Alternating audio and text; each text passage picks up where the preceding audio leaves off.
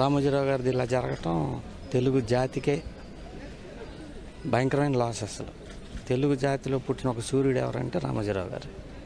పత్రికల్లో కానీ, సినిమాల్లో కానీ, అసలు వ్యాపారంలో కానీ, హోటల్స్లో కానీ, దేంట్లో అయినా ఒక స్టాండర్డ్ మెయింటైన్ చేసేవాళ్ళు.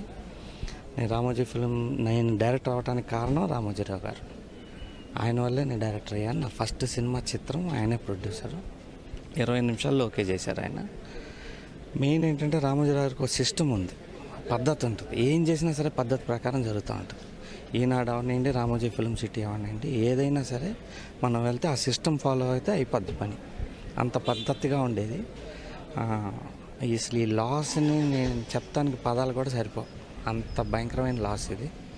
రాజకీయంగా లాసు, స్టేట్కి లాసు, పేపర్ జర్నలిస్టులకి లాసు, సినిమాలకి లాసు, తెలుగు భాషకే లాసు.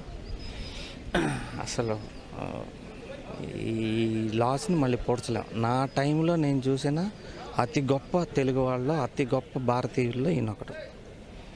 ఇండియాకే పెద్ద లాస్ ఇది.